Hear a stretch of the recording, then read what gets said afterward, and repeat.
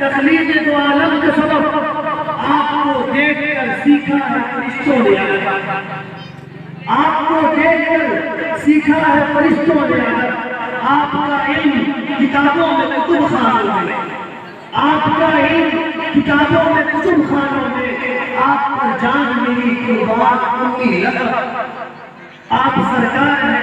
تخلیق دو عالم کا سبب، فاتح مستی کے وقت کے سلطان ہوئے، فاتح مستی کے وقت کے سلطان ہوئے، آپ کے در کی جگہ فاتح ایران ہوئے، آپ کے در کی جگہ فاتح ایران ہوئے، آپ کے حجرے کے جبریل دربار ہوئے، آپ سرکار ہیں تخلیق دو عالم کا سبب، آپ کو دیکھ کر سیکھا ہے فرشتوں نے آدم۔ جن سے میری رات شاعر موصوف عزیزم، شاعر موصوف محمد توصیف اندر ڈھاکی ہے، میں گزارش کرتا ہوں ان کے شعر کے ساتھ آواز دیتا ہوں کہ قدم قدم پہ ہزاروں سوال کرتے ہو، قدم قدم پہ ہزاروں سوال کرتے ہو، محبتوں کا سفر کیوں محال کرتے ہو، چاہت کا پیار کا کرم کا شکریہ کرے، سنا ہے تم کو سبوں کا خیال کرتے ہو، موصوف جائے دوست تشریف فرما علماء کرام شعراء اسلام اور سامعین، ایک بار پہلے سب سے پہلے شریف ہے اللہم صلی علی سیدنا مولانا محمد نبی وعلى سیدنا تسلیم صلی اللہ علیہ وسلم۔ آپ کا مائک ایسا ہے اپنے پر صحت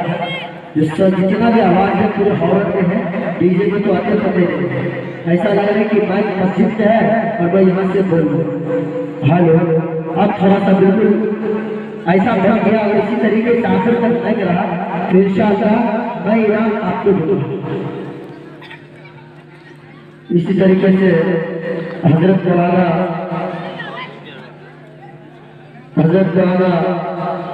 مفتی مظفر صاحب دامت برکاتہ جو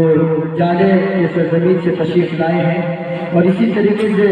حضرت مولانا مفتی فخر الدین صاحب جو آپ کے علاقے میں آپ کے گاؤں میں امامت کرتے ہیں، میں سبھی کے دعا لیتے ہوئے شعر پڑھتا ہوں، اور یہاں سے میں باہر دیکھتا ہوں طاہر صاحب بہت اچھا ناظم ہے، یا جتنی بھی تعریف کی جائے کم ہے۔ ایک شعر پڑھتا ہوں اور یہ مجمع کو دیکھتا ہوں کہ کس طریقے سے آپ لوگ بیدار ہیں، میں تو اپنی بات سے دیکھ رہا ہوں کہ کس انداز سے آپ لوگ بیدار ہیں، اور ایک شعر پڑھتا ہوا اگر اچھا لگے تو دعا سے نوازے گا کہ دودھ بکریوں کا سب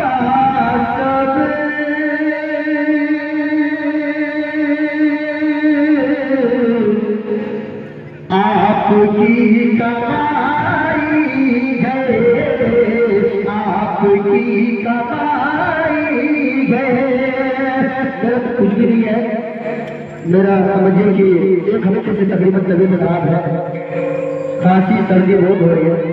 آپ کے سامنے ہمارے بڑے بھائی آصف ہندوستانی صاحب آئیں گے، انشاءاللہ آپ کو بالکل مزاج والے شعر سنائیں گے۔ شعر آگے پڑھتا ہوں، گانا کا ملاجہ پڑھتا ہوں کہ دودھ بکریوں کا سب آپ کی کمائی ہے، آپ کی کمائی ہے، کہ دودھ بکریوں کا سب آپ کی کمائی ہے، دودھ بکریوں کا سب آپ کی کمائی ہے۔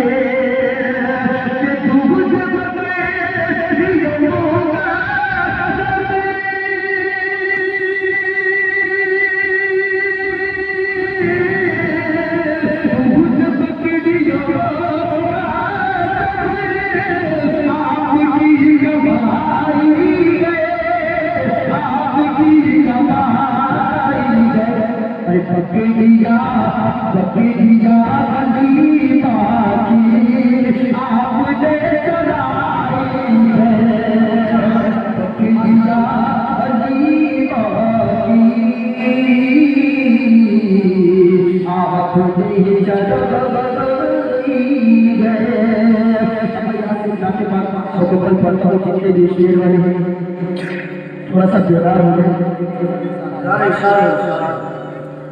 شیر آجا کرتا ہوں راجب صاحب رضا صاحب کہ چل شہر مدینہ اب کہہ دیئے سبحان اللہ دھیرے آواز میں کہہ دیئے سبحان اللہ ضرور سبحان اللہ کی صدای کرتے ہیں کہے بھائی سبحان اللہ ماشاءاللہ تھوڑا تھوڑا بیدار ہوا ہے کہ چل شہر مدینہ چل شہر مدینہ چل شہر مدینہ چل شہر مدینہ کہ ہو جانیا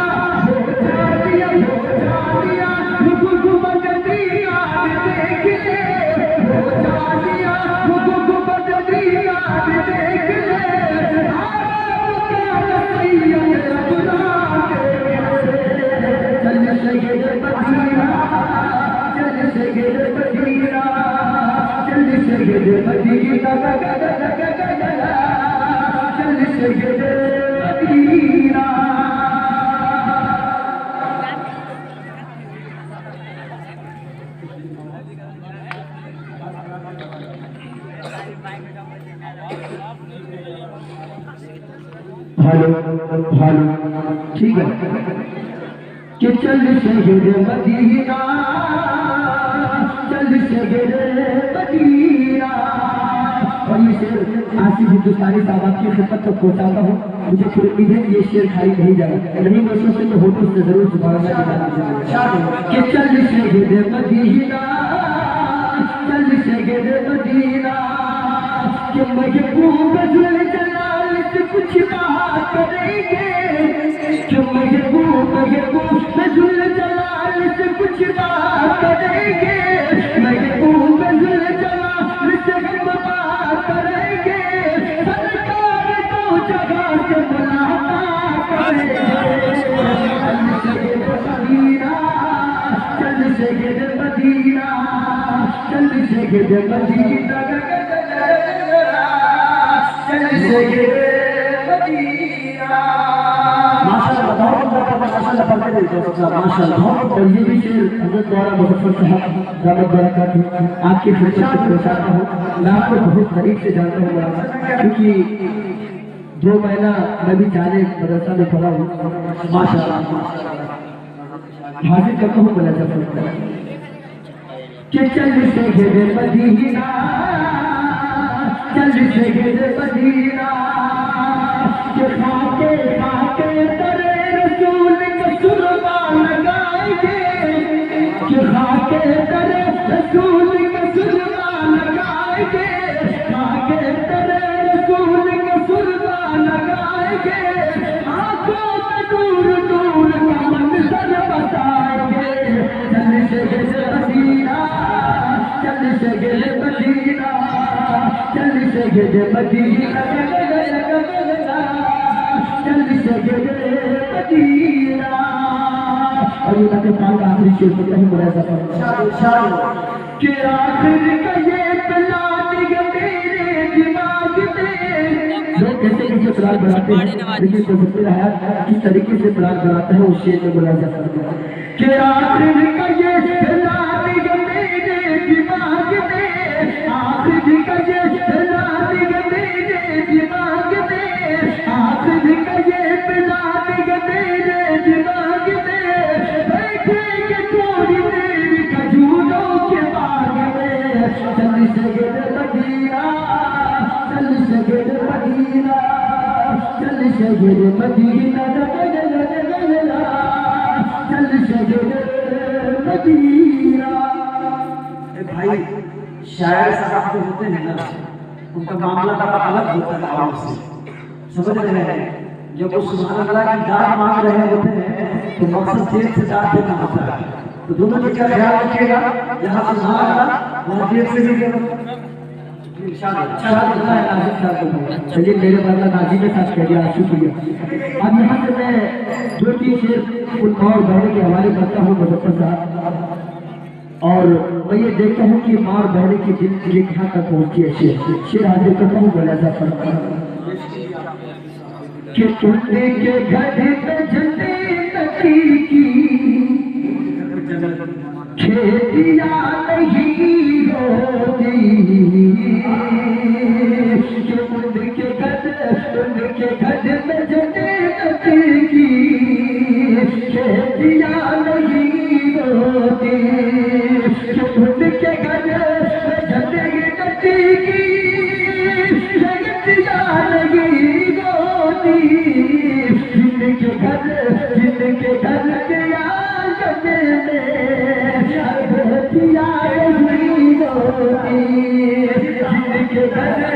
کے آنگن میں ماشاءاللہ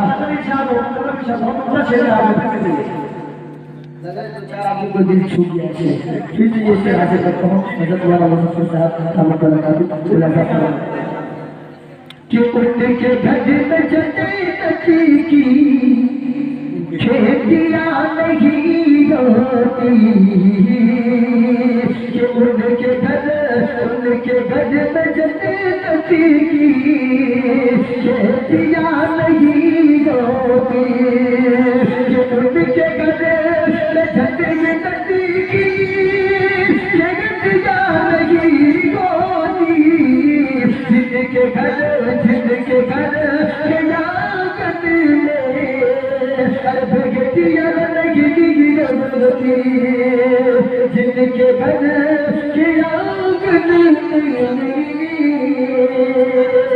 بیٹیاں نہیں ہوتی شعر تو بہت اچھا ہے بار بار جی چاہ رہا ہے وقت کی نظارت دیتے بہت شکریہ اگلا شعر حاضر کرتا ہوں بلا جاتا کہ اس لیے پریشان ہے آج امت آقا کس لیے پریشان سے بلا جاتا ہوں کہ اس لیے پریشان ہے آج امت آقا کہ اس لیے پریشان ہے آج امت آقا سنتی طریقے پر شادیاں نہیں ہوتی سنتی طریقے پر شادیاں نہیں ہوتی ماشاءاللہ حضرت مولانا مفتی عبداللہ صاحب رحمۃ اللہ علیہ بھی تشریف فرما ہے اسٹیج پہ اور میں تین شعر پڑھتا ہوں میں تو بیٹھنے والا تھا لیکن حضرت آ گئے ہیں تو دو تین شعر حاضر کرتا ہوں بیٹھ جاؤ آگے بیٹھ جاؤ میں بالکل کلام بھائی کا فرمائش ہے کہ دو تین شعر پڑھوں یہ نہ پوچھوں کہ کیا کیا چوک لیں گے تھوڑا سا آپ لوگوں کو ماحول بنا رہا ہوں تاکہ ہمارے آصف بھائی کو پریشانی نہ ہو شعر حاضر کرتا ہوں کہ سے ملاقات کریں کہ یہ نہ پوچھو کہ کیا کیا چوک لیں گے یہ نہ پوچھو کہ کیا کیا چوک لیں گے کہا کہ جنت سا چوم لیں گے کہ تصدیق جائے گی طیبہ ان کا نورانی روزہ چوم لیں گے یہ نہ پوچھو کہ کیا کیا چوم لیں گے یہ نہ پوچھو کہ کیا کیا چوم لیں گے اور یہ مجھے نظر صاحب اللہ فرما کہ مرحبا چلے گلا آئے محبوب خدا گودی میں لے کے گلے بھی حلیمہ نے کہا کہ مرحبا چلے گلا آئے محبوب خدا گودی میں لے کے گلے بھی حلیمہ نے کہا گودی میں لے کے گلے بھی حلیمہ نے کہا کہ اس طرح کا جھولا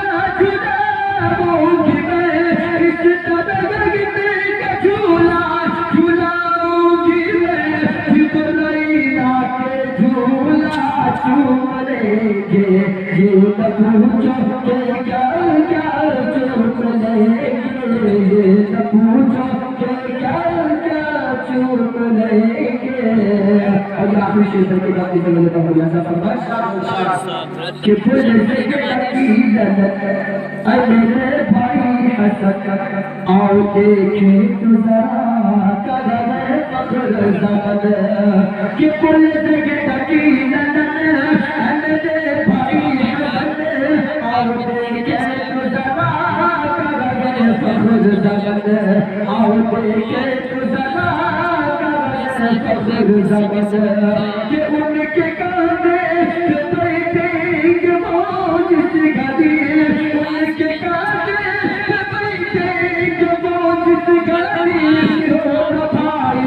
کو نانا چھوڑے ماشاءاللہ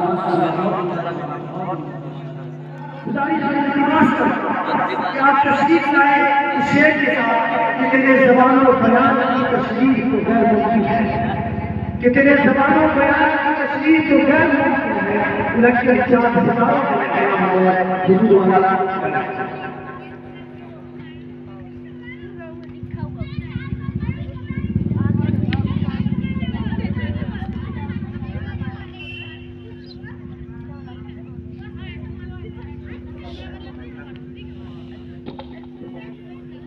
الحمد لله رب العالمين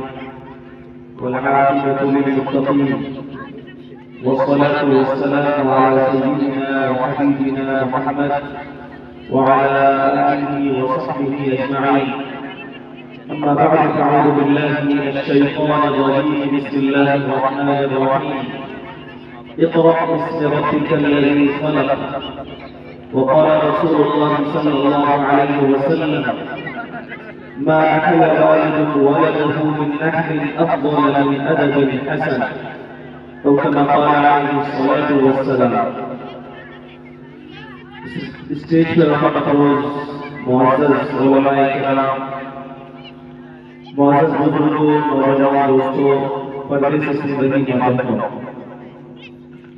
میں شکر گزار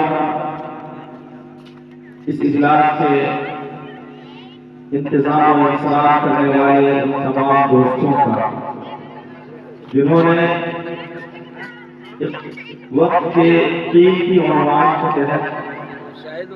بلائے گئے اجلاس میں مجھے شرکت کی دعوت دی،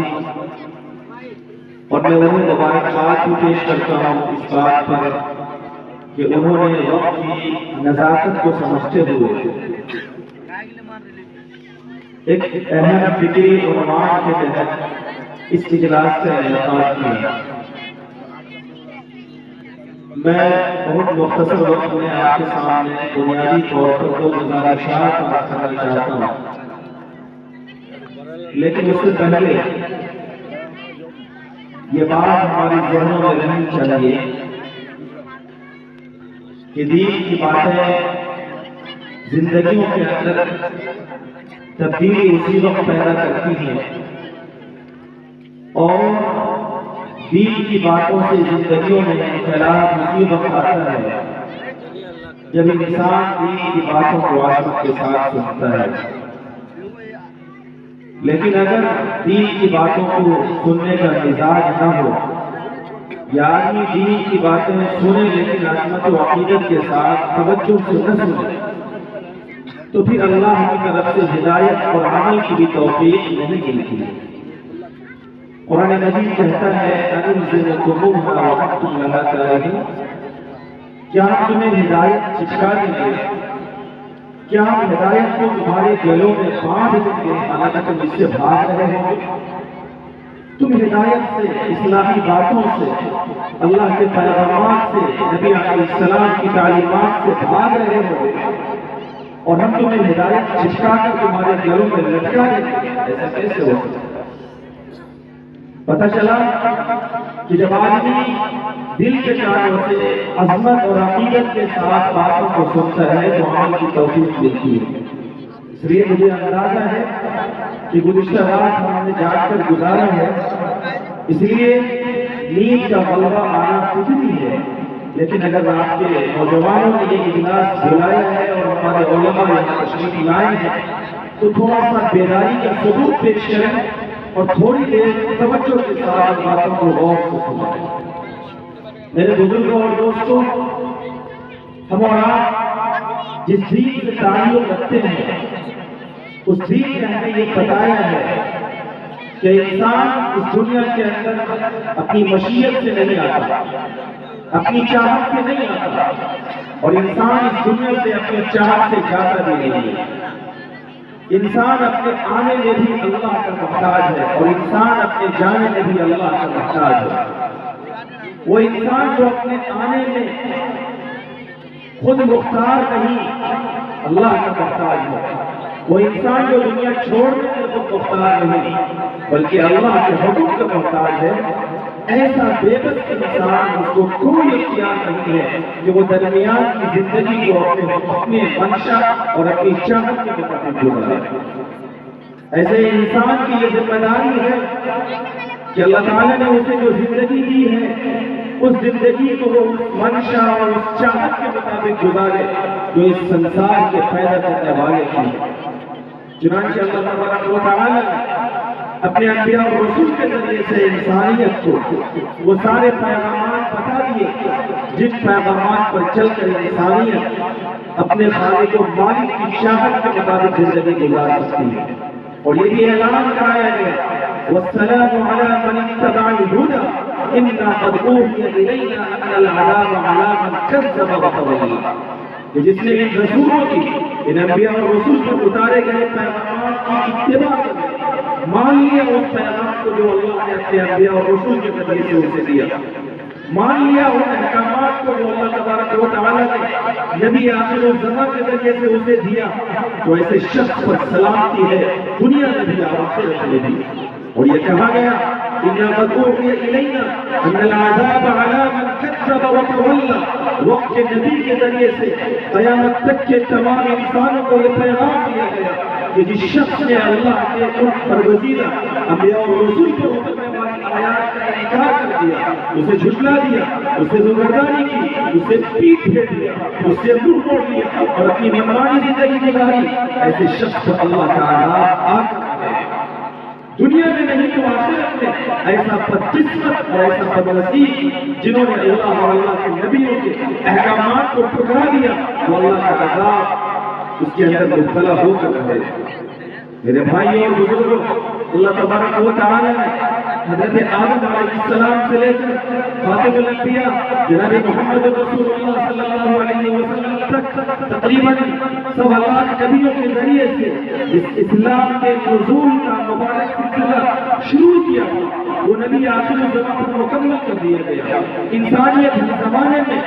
نبوی راستے سے بھٹکتی رہی، اللہ کے احکامات سے دور ہوتی رہی، اور اللہ تعالیٰ ہر زمانے میں نبیوں کو بھیج کر ان کی اصلاح کراتا رہا۔ اخیر میں جب انسانیت اپنی غلط کاریوں اور انسانیت اپنے غلط اعمال، انسانیت اپنے غلط عقیدوں کی بنیاد پر خرابیوں کے اندر مبتلا ہو گئی اور صورتحال اتنی خراب ہو گئی کہ قرآن مجید نے کہا اولئک کالانعام بل هم اضل، کہ لوگ جانور یا ان سے بھی زیادہ بدتر ہو چکے۔ ایسے وقت میں اللہ تبارک و تعالیٰ نے جناب محمد رسول اللہ صلی اللہ علیہ وسلم کو بھیجا، اور اس لیے بھیجا تاکہ انسانیت کو ان کی زندگی کا صحیح رخ بتایا جائے۔ نبی آخر الزمان کو اس لیے بھیجا گیا تھا تاکہ انسانیت کو اس کی زندگی کا صحیح مقصد بتایا جائے۔ ایک بہت مشہور صحابی سیدنا ربیع بن عامر رضی اللہ تعالیٰ عنہ نے اس وقت کے سپر پاور طاقت کے دربار میں یہ اعلان کیا تھا ان اللہ تعالی قد ابتعثنا لنخرج من شاء من عبادة العباد الى عبادة الله وحده ومن جور الاديان الى عدل الاسلام ومن ضيق الدنيا الى سعتها، کہ اے دنیا کے انسان، اللہ تعالیٰ نے اپنے اس نبی کو اور اس نبی کے ذریعے سے اپنی آخری امت کو اور نبی آخر الزمان کی اس امت کو اس لیے بھیجا ہے تاکہ پوری دنیا کے سارے انسانوں کو کفر اور شرک سے نکال کر انہیں ایک اللہ کی توحید کی طرف بلایا جائے۔ دنیا کے انسانوں کو دنیا کے تمام باطل نظام سے نکال کر اسلام کے عادلانہ اور اسلام کے منصفانہ اور اسلام کے مساویانہ نظام کی طرف بلایا جائے۔ دنیا کے انسانوں کو ظلم و جور سے نکال کر اسلام کے انصاف تک لایا جائے، اور پوری دنیا کے انسانوں کو تمام دنیا کی تنگیوں سے نکال کر دنیا کی وسعت کی طرف بلایا جائے۔ یہ نبی آخر الزمان جناب محمد رسول اللہ صلی اللہ علیہ وسلم کے ذریعے سے اس امت کی بعثت کا مقصد بتایا گیا میں آپ اور وہ سارے لوگ جو لا الہ الا اللہ محمد رسول اللہ پڑھتے ہیں، یہ ساری وہ امت ہے اور یہ سارے وہ لوگ ہیں جو بھیجے گئے ہیں ایک عظیم مقصد کے لیے لوگوں، اور جس وقت بھیجے گئے تھے اس وقت بھیجے گئے تھے جس کا تذکرہ مجھ سے پہلے ایک عظیم عالم دین کی زبان سے آپ نے سنا تھا، اس وقت بھیجے گئے تھے جس وقت پوری دنیا اپنی خرابیوں کی بنیاد پر تباہی کے اندر گرنے والی تھی۔ ایسے نازک موڑ پہ اور تاریخ کی ایسی نازک گھڑی پہ جب انسانیت کی اصلاح کے لیے اور انسانیت کو کامیابی سے آراستہ کرنے کے لیے اور انسانیت کو دنیا اور آخرت کی کامیابی کا پیغام سنانے کے لیے جب اللہ تعالیٰ نے اپنے آخری نبی کو بھیجا تو نبی کے مشن کا آغاز کہاں سے ہوا تھا لوگوں؟ معاشرہ عقائد کی خرابی میں مبتلا تھی، معاشرہ کفر و شرک میں ڈوبا ہوا تھا، معاشرے کے اندر ظلم و جور عام تھا، معاشرے کے اندر ساری خرابیاں موجود تھی۔ ایسے معاشرے میں مسلم اسلام، مسلم قوم و ملت، اللہ تعالیٰ کے بندوں کی اصلاح کے لیے اللہ تعالیٰ نے اس نبی کو بھیجا اور اس نبی پر جو آخری کتاب ہدایت کو اتارنا شروع کیا تو اس کا آغاز کہاں سے ہوا تھا؟ اس کا آغاز ہوا تھا اقرأ باسم ربک الذی خلق، پڑھو اپنے اس رب کے نام سے، پڑھو باسم ربک الذی خلق، اپنے اس رب کے نام سے جس نے پوری انسانیت کو پیدا کیا۔ یہ پیغام دیا گیا اس پہلے قرآن کے آیت کے ذریعے کہ اگر معاشرے کو بدلنا ہے، اگر تمہیں اپنے سماج کو بدلنا ہے، اگر تمہیں اپنے سماج کو دنیا کی تنگی سے نکالنا ہے، اگر تمہیں اپنے سماج کے کمزوروں کو انصاف دلانا ہے، اگر تمہیں اپنے سماج کے اندر جہالت کو ختم کر کے ایمان کی یقین کی روشنی لانی ہے، اگر تمہیں اپنے سماج کی بچیوں کو زندہ دفن ہونے سے بچا کر انہیں عزت اور رفعت عطا کرنی ہے، اگر تمہیں دنیا کے اندر دنیا کی تنگی سے نکل کر دنیا کی وسعت کی طرف آنا ہے، اگر تمہیں دنیا کے اندر سرخروئی کی زندگی حاصل کرنی ہے تو اس مشن کا آغاز یہاں سے ہوگا۔ اقرأ، تم پڑھو، علم حاصل کرو۔ نبی آخر الزمان صلی اللہ علیہ وسلم پر اس پہلے پیغام کے ذریعے سے آپ کی امت کو اور پوری انسانیت کو یہ پیغام دیا گیا کہ اس دنیا کے اندر وہی قوم ترقی کر سکتی ہے جس کے افراد علم سے آراستہ، اور اس دنیا کے اندر وہ قوم کبھی ترقی نہیں کر سکتی جس کے افراد علم سے محروم ہیں۔ میرے بزرگوں اور دوستوں، وہ قوم قائد ہے اور فاتح ہے جہاں ہے جس قوم کے اخلاق کی چلتی ہے تلوار، اس قوم کی دنیا میں نہیں کچھ بھی حقیقت جس قوم کے اخلاق کا گر جاتا ہے۔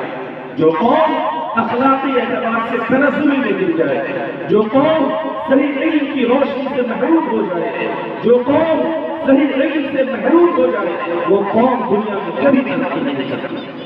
اسی لیے ہمارے دین کے اندر علم کی اہمیت کو بتایا گیا ہے، علم کی فضیلت کو سمجھایا گیا ہے۔ نبی علیہ الصلوۃ والسلام نے ایک موقع سے علم کی فضیلت کو بتاتے ہوئے اور علم پڑھانے والوں کی فضیلت اور اہمیت کو بتاتے ہوئے یہ بات ارشاد فرمائی تھی، ان اللہ وملائکتہ واہل السماوات والارض لیصلون علی معلم الناس الخیر، کہ اے لوگوں، اللہ تعالیٰ لوگوں کو خیر سکھلانے والے، خیر کی تعلیم دینے والے پر رحمت نازل کرتا ہے۔ اللہ کے فرشتے لوگوں کو خیر کی تعلیم دینے والے پر کے لیے استغفار کرتے ہیں۔ اللہ تعالیٰ کی مخلوقات، یہاں تک کہ حدیث کی روایات کے اندر الفاظ ہے، حتی الحوت فی جوہرہا، حتی النملۃ فی جوہرہا، وحتی الحوت، مچھلیاں بھی، چیونٹیاں بھی ان لوگوں کے لیے استغفار کرتے ہیں جو لوگوں کو خیر کی اور بھلائی کی تعلیم دیتے ہیں۔ علم اور علم سکھلانے والے اسلام کے اندر بڑے مقام کے حامل ہیں،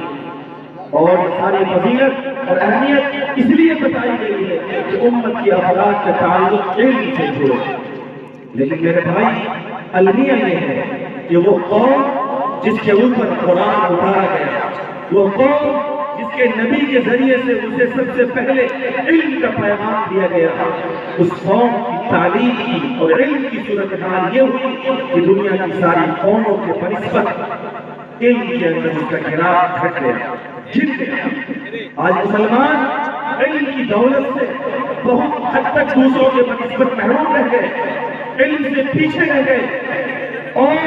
رپورٹیں ہیں سرکاری اعداد و شمار کے اندر سچے کمیٹی کی جو رپورٹ آئی تھی کانگریس کے زمانے میں، وہ بولتی ہوئی ثبوت ہے کہ اس ملک کے اندر رہنے والے مسلمان علم سے بہت دور رہتے ہیں۔ اس لیے موجودہ وقت کے اندر اگر ہمیں ملک کے اندر اپنے مسائل کا حل ہمیں چاہنا ہے، اور ہم اس ملک کے اندر عزت کے ساتھ زندگی گزارنا چاہتے ہیں، ہم اس ملک کے اندر باطل طاقتوں کی آنکھوں میں آنکھیں ڈال کر زندگی گزارنا چاہتے ہیں، تو ہم سب کو علم سے آراستہ اپنے افراد کو کرنا ہوگا، ہمیں اپنے بچوں کو علم سے آراستہ کرنا ہوگا۔ لیکن میرے بھائی اور بزرگوں یاد رکھیے، جب علم کی بات آتی ہے تو لوگ علم کی تفریق کرتے ہیں، لوگ علم کو دین اور دنیا کے درمیان تفریق کرتے ہیں، مدرسے کی تعلیم، اسکول کی تعلیم۔ یہ بات یاد رکھیے کہ قرآن مجید میں جو سب سے پہلی وحی اتری تھی، اس وحی کے اندر یہ بات بتائی گئی کہ پڑھیے اور پڑھیے اپنے اس رب کے نام سے جس رب نے آپ کو اور پورے سنسار کو پیدا کیا۔ یہ پیغام دیا گیا اشارت میں کہ وہ علم جو سوسائٹی کو بدلے گا، وہ علم جو انسانیت کو ترقی عطا کرے گا، وہ علم جو انسان کو کفر و شرک کی گمراہی سے نکالے گا، وہ علم جو انسانوں کے معاشروں کو ترقیات سے نوازے گا، یہ وہی علم ہے جس کا رشتہ اللہ سے جڑا ہوا ہے، یہ وہی علم ہے جس کا رشتہ جناب رسول اللہ صلی اللہ علیہ وسلم کی نبوت اور رسالت سے جڑا ہوا ہو۔ لہذا میں یہ کہہ سکتا ہوں کہ یہ علم اگر مدرسوں کے اندر دیا جائے تو بھی قابل تعریف ہے، اور یہ علم اگر اسکولوں کے اندر کسی کو مل رہا ہے تو بھی قابل تعریف ہے، لیکن اگر مدرسوں کے اندر پڑھنے والے بچے اللہ تعالیٰ کی معرفت سے آراستہ نہیں ہو رہے، علم کے باوجود نبی علیہ السلام کا عشق ان کے سینوں میں نہیں آ رہا، تو صحیح علم سے وہ محروم ہے۔ اسکول، کالج، یونیورسٹی میں پڑھنے والے بچے اگر پڑھ کر اللہ تعالیٰ کے معرفت کو حاصل کر رہے ہیں، نبی علیہ السلام کی نبوت کے نور کو حاصل کر رہے ہیں، تو وہ علم کے مقصد میں کامیاب ہے۔ اس لیے علم کی تفریق کو مٹائیے اور علم کے نور کو آگے بڑھائیے، صحیح علم کی اشاعت کیجیے، صحیح علم کو بڑھائیے۔ لیکن یہ بھی حقیقت ہے کہ مدرسوں کے اندر جو تعلیم دی جاتی ہے یہ خالص مذہبی تعلیم ہوتی ہے، اور اس تعلیم کو حاصل کرنے والے بچوں میں اللہ کی معرفت بھی آتی ہے، اور نبی علیہ السلام کی نبوت کا اور آپ علیہ السلام کی رسالت کا علم بھی اس کے سینوں کے اندر موجزن ہوتا ہے۔ لیکن بدقسمتی سے جو بچے دین کی بنیادی تعلیم سے محروم رکھ کر اسکولوں، کالجوں، یونیورسٹیوں، کمرشل اداروں میں ڈالے جاتے ہیں، وہ اللہ کی معرفت سے محروم ہو جاتے ہیں، وہ نبی علیہ السلام کی پہچان سے محروم ہو جاتے ہیں۔ صورتحال یہ ہے آج کہ ہماری نئی نسل جو دین سے دور ہے اور ہماری نئی نسل جو علم سے دور ہے، وہ ذہنی اور فکری اعتبار سے انحلال کی شکار ہے۔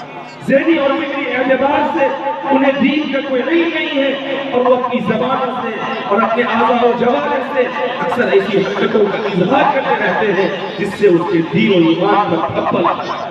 میرے بزرگوں اور دوستوں، اس لیے ایسے نازک حالات میں ہمیں ضرورت ہے جہاں مدرسوں کی، ایسے نازک گھڑی میں جہاں ضرورت ہے ہمیں مکتبوں کی، جہاں کی چٹائیوں پر بیٹھ کر پڑھنے والے ہمارے بچے قرآن مجید کے بہترین حافظ بنے، جہاں پر پڑھنے والے ہمارے بچے دین کے بہترین عالم بنے اور امت کے مستقبل میں امت کی قیادت کریں، وہی ضرورت ہے اس نازک وقت میں خالص اسلامی نظام کے ساتھ اسکولوں کو قائم کرنے کی، دینی ماحول میں عصری تعلیم کے انتظام کرنے کی۔ اگر دینی ماحول میں بچوں کو عصری علوم کے ساتھ آراستہ کیا جائے گا تو مستقبل میں یہ بچہ یہاں ایک بہترین ڈاکٹر بنے گا، ایک بہترین انجینئر بنے گا، ایک بہترین تاجر اور بزنس مین بنے گا۔ وہی یقین کے ساتھ یہ بات کہی جا سکتی ہے کہ وہ بچہ دین کا ایک بہترین داعی بھی بنے گا، وہ بچہ دین کا ایک بہترین مبلغ بھی بنے گا۔ لیکن اگر بنیادی ٹھوس تعلیم مکتب میں بچوں کو نہ دی گئی اور انہیں خالصتاً ایسے اداروں میں اور ایسے اسکولوں میں اور ایسے کالجوں میں ڈال دیا گیا جہاں انہیں تعلیم تو دی گئی لیکن انہیں اللہ اور اس کے رسول کی معرفت نہیں سمجھائی گئی، تو یاد رکھیے کہ یہ علم ہنر تو بن جائے گا جس سے دنیا کے کچھ پیسے تو کما لیے جائیں گے، لیکن یہ بچے دنیا کے اندر بھی ہمارے دین و ایمان پر دھبے لگائیں گے اور آخرت میں بھی ہماری پکڑ کا اور ہمارے معاشرے کا ذریعہ بن جائیں گے۔ اس لیے میرے بھائی بھائیوں اور میرے بزرگوں، وقت کی نزاکت کو سمجھیے اور اپنے بچوں کو جب آپ بنیادی دینی تعلیم سے، مدرسوں اور مکتبوں کی تعلیم سے آغاز کیجیے، وہیں اگر آپ انہیں اسکولوں اور کالجوں اور یونیورسٹیوں کی تعلیم میں لگاتے ہیں تو آپ انہیں ترجیحی بنیاد پر ایسے اسکولوں میں اور ایسے کالجوں میں ڈالیے جہاں دینی ماحول میں اصلی تعلیم کا انتظام، جہاں دینی ماحول میں اور دین کو بنیاد بنا کر بچوں کو ماڈرن اور لیٹسٹ ایجوکیشن سے آراستہ کیا جاتا ہے۔ محرومی ہے ہماری کہ اس وقت ہمارے پاس ایسے ادارے نہیں ہیں، ہمارے پاس ایسے اسکول نہیں ہیں جہاں پر دینی ماحول ہو، جہاں پر ایمانی ماحول ہو اور بچوں کو اصلی علوم سے آراستہ کیا جائے۔ کم ہے ایسے ادارے، کم نوجوانوں نے ہمت کی ہے اس میدان کی طرف، کم لوگوں نے کوشش کی ہے اس طرف کہ وہ دینی ماحول میں بچوں کے لیے اپنی تعلیم کا انتظام کریں۔ اکبر الہ آبادی نے کہا کہ کسی زمانے میں افسوس کے فرعون کو کالج کے نہ سوجی یوں قتل کے بچوں کے وہ بدنام نہ ہوتا۔ فرعون نے بچوں کو قتل کیا تھا تاکہ کہیں کوئی بچہ پیدا نہ ہو جائے ایسا جو ہماری سلطنت کے زوال کا باعث بنے۔ اکبر نے کہا کہ بچوں کو کالجوں میں ڈال دو، ان کے دین و ایمان کا جنازہ نکل جائے گا اور یہ کبھی اللہ کے دین کے کام کا اور اللہ کے نبی کے دین کے کام کا نہیں بن سکے گا۔ میرے بھائی اور بزرگوں، آج اس ملک کے اندر جو نظام تعلیم رائج ہوا ہے، میں اس طرف آپ کی توجہ مبذول کرانا ضروری سمجھ رہا تھا۔ جو حضرات یہاں سن رہے ہیں وہ بڑی ذمہ داری کے ساتھ سنیں اور عقل کے ناخن لیں کہ ہمارے اس ملک کے اندر اس وقت 2020 میں اسکولوں، کالجوں، یونیورسٹیوں کے لیے جو نظام تعلیم نافذ کیا گیا ہے، اس نظام تعلیم کے ذریعے سے منصوبہ بند اور منظم طریقے سے یہ کوشش کی گئی ہے کہ آپ کا بچہ اسکول، کالج اور یونیورسٹیوں میں پڑھنے کے بعد بھلے اس کا نام عبداللہ اور عبدالرحمان رہے لیکن وہ ذہنی اور فکری اعتبار سے دین و ایمان سے ہاتھ ہو بیٹھے۔ آپ اس نئی تعلیمی قومی پالیسی کو پڑھیے، اس کا جائزہ لیجیے۔ اس پالیسی کے اندر جہاں اس بات پر زور دیا گیا ہے کہ بچوں کو اسکول کے اندر وہ تعلیم دی جائے جو قدیم ہندوستانی تہذیب اور ثقافت کے موافق ہو، جہاں اس قانون کے اندر مختلف زبانوں کو رکھ کر ہماری زبان کو، اردو کو یکسر فراموش کر دیا گیا اور ان چیزوں کے ذریعے سے ہر عقل مند مسلمان نے، ہر ذی شعور مسلمان نے یہ سمجھ لیا کہ اس ملک کے اندر اگر آئندہ آنے والے زمانے میں ہمیں اپنی نئی نسل اور اپنی ان جنریشن کے ایمان کی اور ان کے دین کی حفاظت کرنی ہے تو ہمیں آج خود آگے آنا ہوگا۔ مستقبل کی خطرناکی کو محسوس کرتے ہوئے اس کی پالیسی آج ہمیں تیار کرنی ہوگی۔ میں سلام کرتا ہوں عمارت شرعیہ بہار، اڑیسہ اور جھارکھنڈ کے اکابرین کی اور دور دست نگاہ رکھنے والے اپنے قائدین کی، جنہوں نے وقت کی نزاکت کو سمجھتے ہوئے پورے بہار، اڑیسہ اور جھارکھنڈ میں نئی تعلیمی قومی پالیسی کے پس منظر میں ملت کو تعلیمی بیداری کا اور اردو کے تحفظ کا پیغام دینے کے لیے ہم ضلع کے اندر مہم کا آغاز کیا۔ اور میں سمجھتا ہوں کہ ہمارے دوستوں نے جو آج کے پروگرام کے یہ عنوان رکھا ہے، یہ بھی شاید عمارت شرعیہ کی تحریک سے ایک اثر لے کر انہوں نے آج کے پروگرام کے یہ عنوان طے کیا ہے۔ یہ بڑا فکری عنوان ہے، یہ وقت کی بڑی ضرورت ہے کہ مسلم آبادی میں رہنے والے ہر ذمہ دار، ہر باشعور مسلمان، ہر ذمہ دار گارجین اس بات کی ضرورت کو محسوس کرے کہ وہ اپنے محلوں میں، اپنے علاقوں میں اور اپنی سوسائٹی میں، اپنے معاشرے میں ٹھوس بنیادی مکتب کی تعلیم کا انتظام کریں۔ وہ اپنی مسجدوں کو درسگاہ بنائیں، وہ اپنے علاقے کے چبوتروں کو اور اپنے علاقے کے چھوٹے چھوٹے بستیوں کے بڑے کشادہ مکانات کو، بڑے صحنوں کو مکتب کے اندر تبدیل کریں اور بچوں کو ٹھوس بنیادی مکتب کی تعلیم دیں۔ یاد رکھیے، اگر آپ نے انتظام نہ کیا، اگر آپ نے اس وقت اس طرف توجہ نہ کی تو دھیرے دھیرے دھیرے دھیرے ہمارے یہ بچے بہت جلد ہمارے ہاتھوں سے نکل جائیں گے۔ ہمارے یہ بچے بہت جلد مستقبل کے اندر دین و ایمان کے نام پر ایسی حرکتیں کریں گے جس سے ان کے دین و ایمان کا جنازہ نکل جائے گا۔ جناب رسول اللہ صلی اللہ علیہ وسلم کا جو فرمان میں نے آپ کو سنایا تھا، اس میں آپ علیہ السلام نے یہی پیغام دیا تھا امت کو، ما نحل والد ولده من افضل من ادب حسن. ہم اپنے بچوں کے لیے جب تحفوں کا انتظام کرتے ہیں، ہم اپنے بندوں سے اپنے بچوں سے محبت کا اور اپنے بندوں سے اپنے بچوں سے عشق کو جب ناپتے ہیں تو یہ کوشش کرتے ہیں اور یہ دیکھتے ہیں کہ کون اپنے بیٹے اور بیٹیوں کے لیے زیادہ اچھے تحفے لاتا ہے. میرے بھائیوں اور بزرگوں، لوگ اپنے بچوں کو برانڈڈ کپڑے پہنا کر، اسمارٹ فون اور اینڈرائڈ موبائل دے کر، ان کے لیے اچھے کپڑوں کا انتظام کر کے، ان کے لیے اچھے مکانات کا انتظام کر کے، ان کے لیے اچھے بستروں کا انتظام کر کے یہ سمجھتے ہیں کہ میں نے اپنے بچوں کو سب سے بہترین تحفہ دیا، ہم نے اپنے بچوں کے لیے بہترین گفٹ کا انتظام کر دیا. سنیے، جناب رسول اللہ صلی اللہ علیہ وسلم فرماتے ہیں کہ ایک باپ کا، ایک ماں کا اور ایک گارجین کا اپنے بچوں کے لیے سب سے قیمتی تحفہ کیا ہے؟ آج کے نازک گھڑیوں میں اس پیغام کو مزید ذمہ داری کے ساتھ سمجھنے کی ضرورت ہے. آپ اپنے بچوں کو اچھے موبائل مت دیجیے، آپ اپنے بچوں کے لیے اچھے کپڑوں کا انتظام مت کیجیے، آپ اپنے بچوں کے لیے اچھے گھر کا انتظام مت کیجیے. آپ کے پاس نہیں ہے تو آپ یہ ساری چیزیں مت کیجیے، لیکن اگر آپ اپنے بچوں کو اچھی تعلیم، اچھی تربیت، اس کے بچپن میں جب وہ معصوم ذہن لے کر اور معصوم صاف شفاف سینے کو لے کر آپ کی گود میں آ کر کھولتا ہے، اس کے لیے اگر آپ نے بنیادی دینی تعلیم کا، بنیادی دینی تربیت کا، اچھے سنسکار اور اچھے اخلاق کا انتظام کر دیا تو فرمایا جناب رسول اللہ صلی اللہ علیہ وسلم نے یہ ایک ماں کا اور ایک باپ کا اپنے بچوں کے لیے سب سے قیمتی تحفہ ہے. تو خاص طور سے ایسے نازک وقت میں جبکہ باطل طاقتیں نئی تعلیمی پالیسیوں کے ذریعے سے بچوں کے دین اور ایمان کو چھیننے کی کوشش کر رہے ہیں، ایسے وقت کے اندر ان کے لیے بہترین دینی تعلیم سے بڑا کوئی تحفہ نہیں ہو سکتا ہے. اس لیے اس مختصر وقت میں آپ کے سامنے جو گزارش عرض کی گئی ہے وہ بس اس کا خلاصہ یہ ہے کہ آج ان نازک حالات میں جبکہ ہمارے نوجوانوں نے ایک اہم فکری عنوان کے تحت آج کا پروگرام بلایا، ہونا بھی چاہیے تھا کہ علاقے کے جو نوجوان ہیں، جو ذمہ داران ہیں، وہ یہاں تشریف رکھتے اور اس تعلیمی بیداری پروگرام کے بعد کابرین کے پیغامات کو سننے کے بعد ایک لاحق عمل بناتے کہ ہمارے بستی میں، ہمارے علاقے میں دین کا فروغ کیسے ہو، دینی تعلیم کا انتظام کیسے ہو، بنیادی دینی تعلیم کا نظم و نسق کیسے بنے. اس کے لیے کمیٹیاں تشکیل دی جاتی، جگہوں کا تعین ہو جاتا، پڑھانے والے معلم کا انتظام ہو جاتا، اس کی تنخواہوں کی شکل بن جاتی. لیکن اگر وہ نہیں ہے تو جو لوگ یہاں ہیں وہ ان نازک حالات میں ہمارے بڑوں نے جو پیغام دیا ہے اس سے وہ نصیحت حاصل کر کے اس طرف توجہ دیں. اللہ تعالیٰ سے دعا ہے کہ اس مختصر وقت میں جو بات عرض کی گئی ہے اللہ تبارک و تعالیٰ کرنے والے کو بھی اور آپ سب حضرات کو ان پر عمل کرنے کی توفیق عطا فرمائے.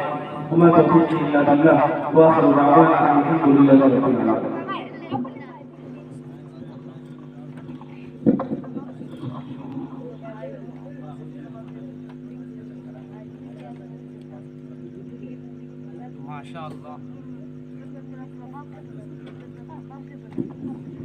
ماشاءاللہ. میرے ایمان کے خریدار سے کیا ہوتا ہے، میرے ایمان کے خریدار سے کیا ہوتا ہے، لاکھ دینار ہو دینار سے کیا ہوتا ہے. سوکھی روٹی کی نوالوں میں بہت برکت ہے، اے حکومت تیرے افتار سے کیا ہوتا ہے. اب میں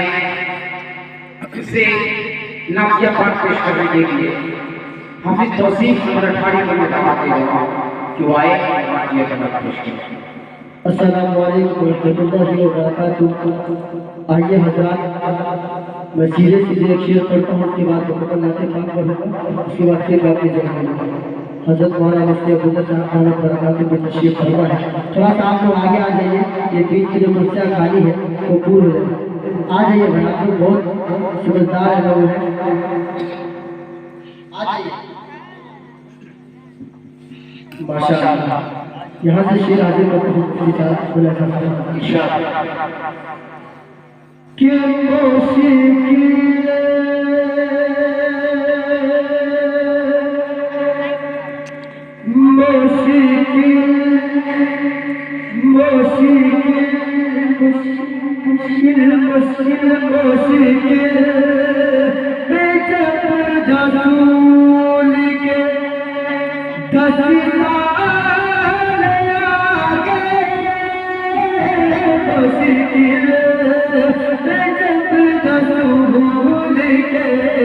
مشکل میں جب رسول کے دستار گئی، مشکل میں جب رسول کے مشکل میں جب رسول کے دستار گئے، مشکل میں جب رسول کے دستار گئے، دادا دادا کا گاؤں چھوڑ کے دھیان آ گئے، دادا کا گاؤں چھوڑ کے دھیان آ گئے۔ میں یہاں سے حضرت ہوں آج ہندوستانی بڑے بھیا ہمارے آپ کی بھی توجہ اور آپ کے والد صاحب کی بھی توجہ ذرا ایسا فرمائیں کہ جس پہ گئے تیرا کہیں پر، جس پہ گئے تیرا کہیں پر، اور کہیں پر جان گئے، جس پہ گئے تیرا کہیں پر، اور کہیں پر جان گئے، جس گئے میرا کہیں پر اور کہیں پر جان گئے، جس گئے میرا کہیں پر اور کہیں پر جان گئے، کہ جس گئے میرا کہیں پر اور کہیں پر جان گئے، جس گئے میرا کہیں پر اور کہیں پر جان گئے، میں ہندوستانی میں طیبہ میں میرا جان گئے، میں ہندوستانی میں طیبہ میں میرا جان گئے، جس گئے میرا کہیں پر۔ حاضر صاحب کی بھی توجہ کہ ایسا ایسا لگتا ہے کہ جیسے جگت پر قرآن گئے، بس آپ کو بتائی نہیں پر کہ سبحان اللہ تاکہ مجھے بھی پتہ بتا کہیے لگے سبحان اللہ کہ ایسا ایسا لگتا ہے کہ جیسے جگت پر قرآن گئے، ایسا لگتا ہے کہ جیسے جگت پر قرآن گئے، ایسا لگتا ہے کہ جیسے جگت پر قرآن گئے، کہ ایسا لگتا ہے کہ جیسے جگت پر قرآن گئے،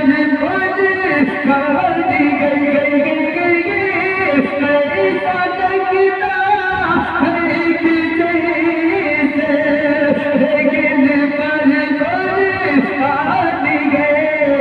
آمدہ کے گود میں کونین کا سلطان گئے، آمدہ کے گود میں گئے۔ اور یہ آخر سے باقی بات جگہ دیتا ہوں کہ دانے دانے دانے دانے دانے کے مقدر میغ پر کٹ کا نزول، کہ دانے دانے کے مقدر میغ پر کٹ کا نزول، ٹانک ڈالے کے مقدر میغ برکت کا نزول، کہ دانے دانے کے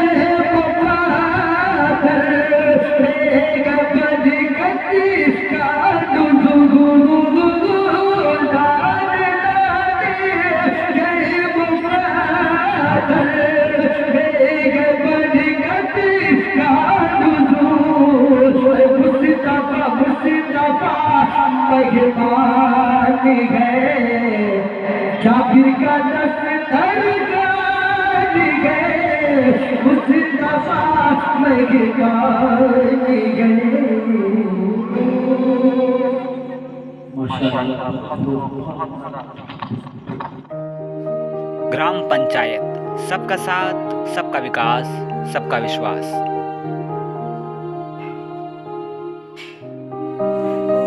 पंचायत राज छौड़ाही जिंदाबाद। सरपंच पद हेतु भावी प्रत्याशी